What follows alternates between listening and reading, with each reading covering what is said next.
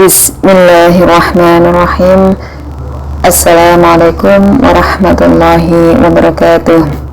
Allahumma sholli ala sayyidina Muhammad wa ala ali sayyidina Muhammad. Alhamdulillah, dalam video ini saya mau berbagi tausiah dari Ustazah Halimah Al-Idris.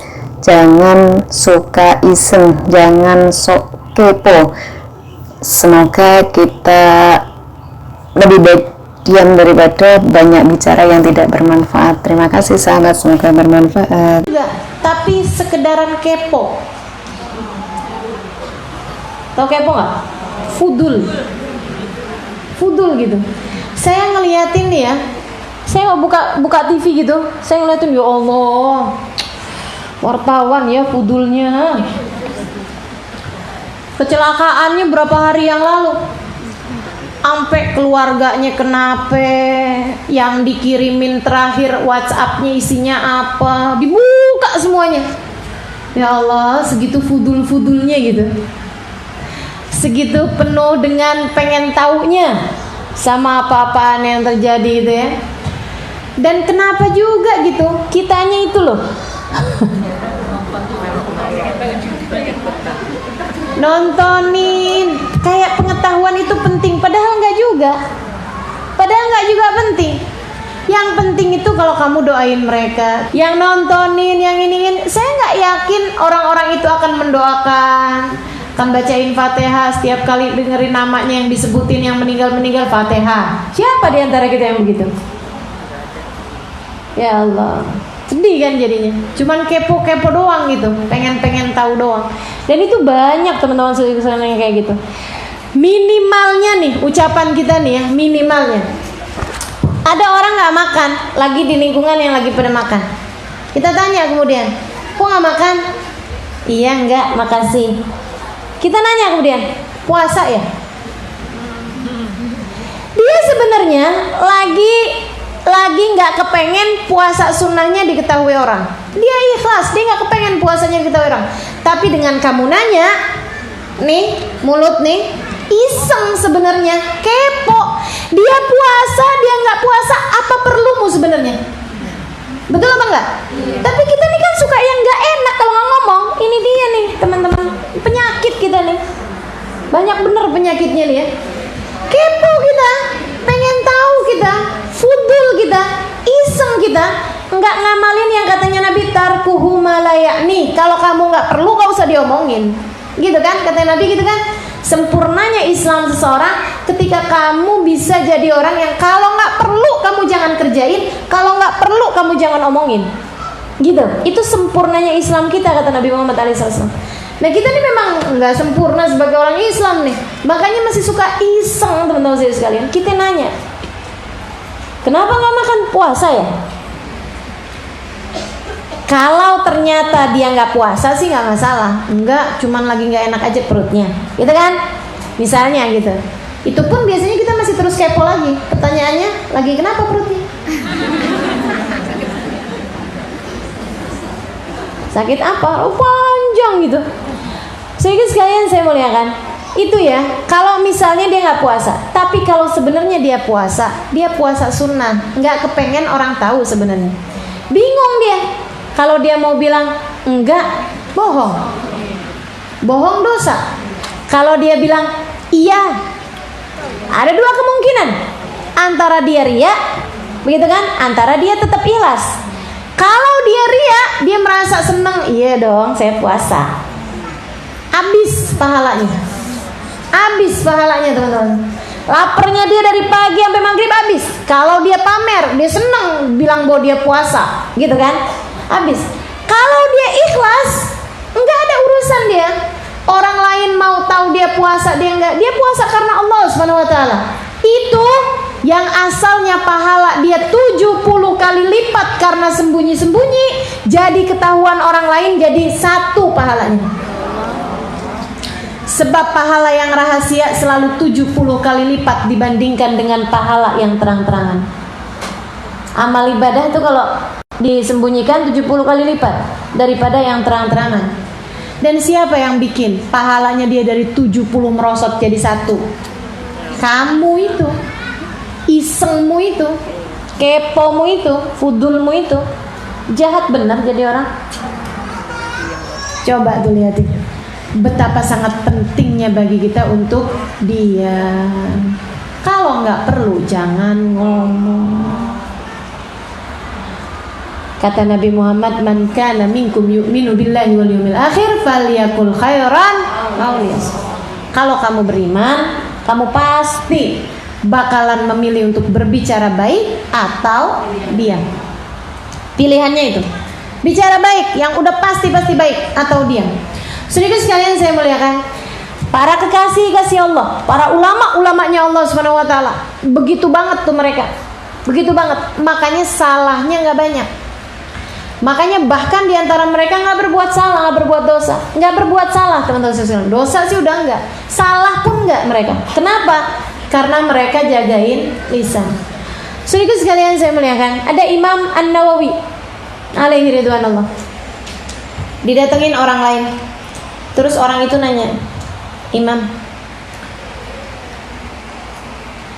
orang kalau bunuh orang dia taubat, apakah taubatnya diterima sama Allah?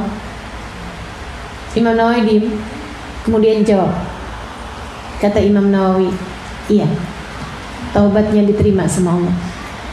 Allah Subhanahu wa taala bilang, innallaha yaghfir an yushraka bihi, innallaha la yaghfir an yushraka bihi wa yaghfiru ma duna dzalika liman yasha. Dosa yang tidak terampuni di sisi Allah adalah dosa musyrik kepada Allah, dan Allah mengampuni dosa selain daripada itu. Baik Imam, jalan dia.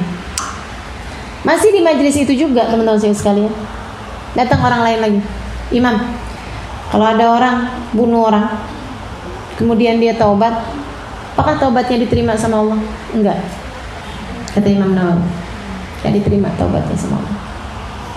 Sebab Allah Subhanahu wa taala bilang, "Wa may yaqtul mu'minan muta'ammidan fajaza'uhu jahannam khalidan fiha."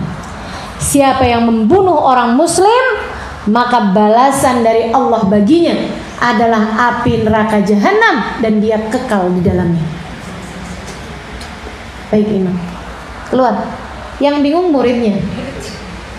Pertanyaannya sama, jawabannya beda, dua-duanya bawa hadis, bawa dalil, bawa ayat untuk membenarkan pernyataan tersebut. Nanya mereka kepada Imam An-Nawawi, Imam, kenapa bisa kami dengar pertanyaan sama, jawabannya berbeda? Kata Imam Nawawi, yang mana? Tuh tadi pertanyaan mengenai orang bunuh orang.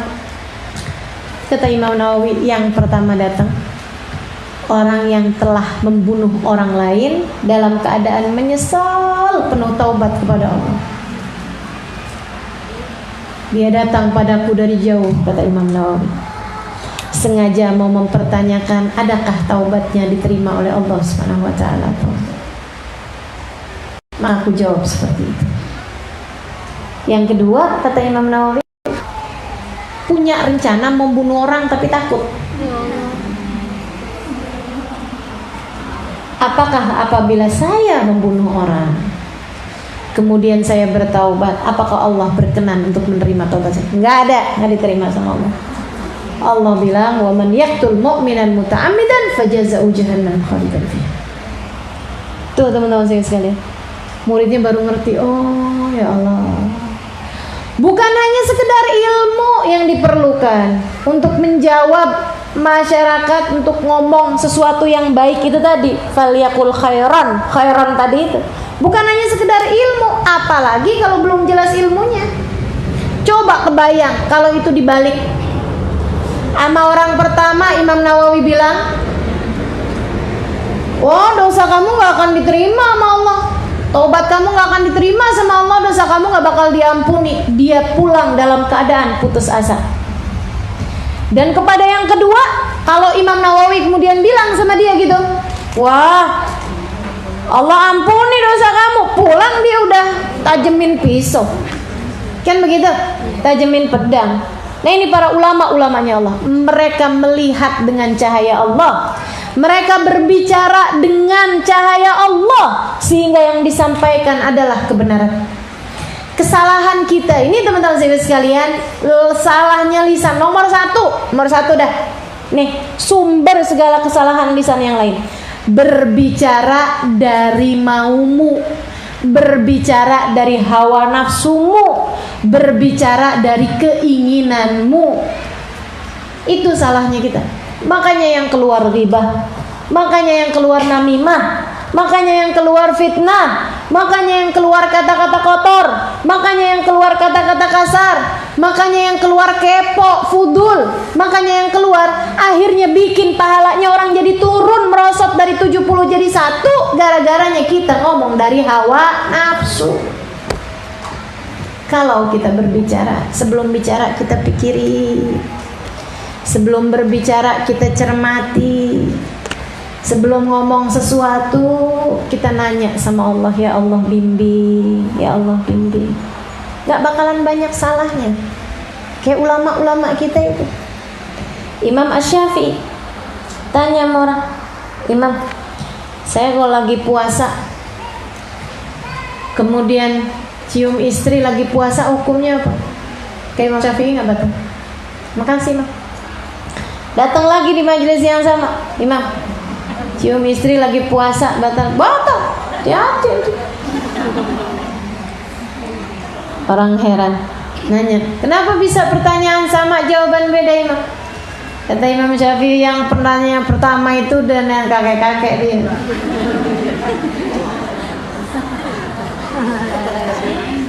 Dia kalaupun mencium istrinya hanyalah kasih sayang, dia nggak batal puasa. Yang pertama tuh pengantin baru, yang kedua pengantin baru tuh yang mana? Bahaya. Kalau bilang bahwa nggak batal, waduh bisa kemana-mana. Nah ini bisa jawab dengan sesuai keperluan, sesuai kebutuhan orang. Kenapa? Karena mereka berbicara bukan dari hawa nafsu, bukan mau pamer ilmu, bukan mau pamer ilmu, bukan mau ngajak orang lain debat. Nggak ada urusannya dia. Dia berbicara karena Allah, sehingga Allah karuniakan kepada lisan-lisan mereka cahaya, memandu mereka di atas muka bumi ini, karenanya nggak banyak salahnya. Kita yang belum menjadi lisannya Allah, katanya Rumi, Jalaluddin Rumi, jika kamu bukan lisan Tuhan, maka jadilah telinga. Ngerti nggak nih? Kalau udah saya terangin tadi, insya Allah ngerti ya. Kalau kamu bukan lisan Tuhan, jadilah telinga. Kalau kamu bukan lisannya Allah, maka jadilah telinga.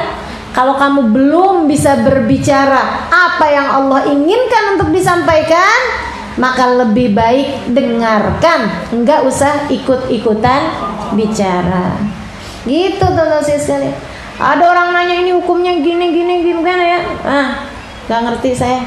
Nanya aja sama yang lebih ahli. Kan begitu? Banyak banget loh teman-teman sekalian. Ustazah, saya nih loh ustazah, men saya begini. Gimana nih ustazah?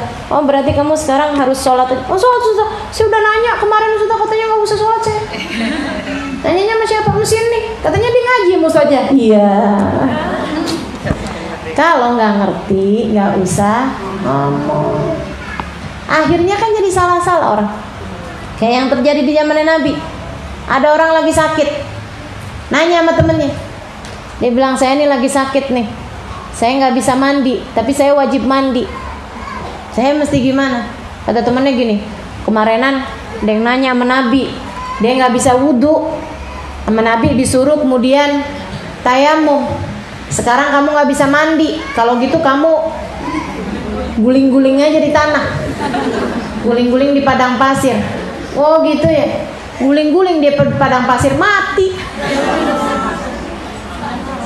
Nyampe beritanya sama Nabi, kata Nabi Muhammad, kesian, dia mati dibunuh oleh kebodohannya. Ini dibunuh sama kebodohannya, dan yang lebih kesel lagi dibunuh sama kebodohan temennya. Dan begitu, bukan kebodohannya dia, bahkan karena dia merasa dirinya bodoh, dia nanya sama yang dipikirnya lebih pintar, kan itu ya. Tapi ternyata dia dibunuh sama kebodohan temennya. Nah kamu jangan jadi salah satunya. Kamu kalau nggak ngerti, nanya sama yang emang bener-beneran ngerti. Kita mau urusan sakit aja nggak mau sembarangan orang kita tanya. Kita nanya sama dokter, kan begitu ya? Apalagi urusan beragama, teman-teman sekalian. Jangan nanya yang sama orang sembarangan, nanya sama yang emang lebih ngerti. Dan kalau kamu nggak ngerti, ditanya sama orang, jangan jawab. Satu lagi kayak begitu. Nanya sama temennya, saya semalam ngimpi perut saya gede terus meledak. Takwilnya apa ya?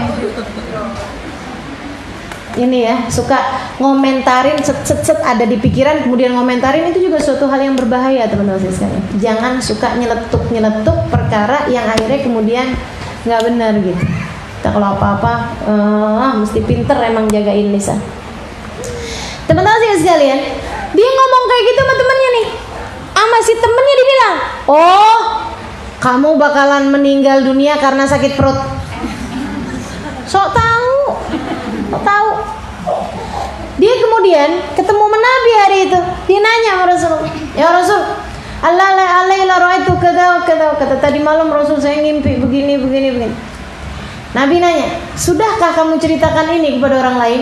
Udah Rasul, saya ketemu sama Fulan bin Fulan, saya cerita. Kan gak pinter jaga lisan, galak diceritain sama orang.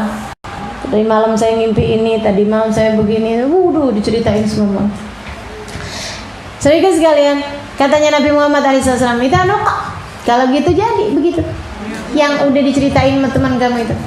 Karena sesungguhnya mimpi itu seperti burung, dia tidak akan jatuh kecuali ditembak. Mentakwilkannya berarti menembaknya.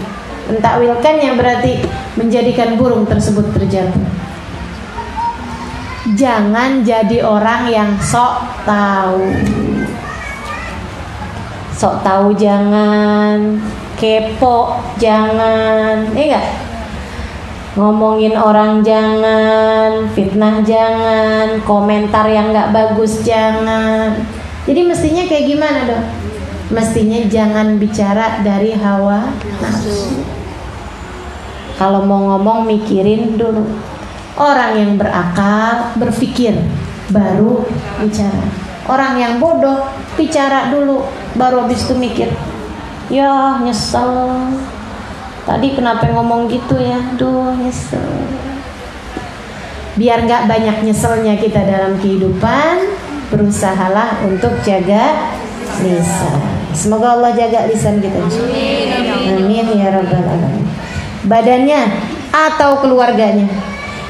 Orang tuh, teman-teman sekalian, kamu kalau jelekin saya, walaupun aslinya jelek, diomongin gitu di luar, misalnya sesuatu hal yang buruk diomongin di luar, walaupun nggak ngaruh sama apa yang saya ajarin, sekedaran misalnya gitu, Ustaz Halimah kok bisa ya, saudara-saudaranya mancung semua, dia kenapa kagak mancung ya, misal gitu.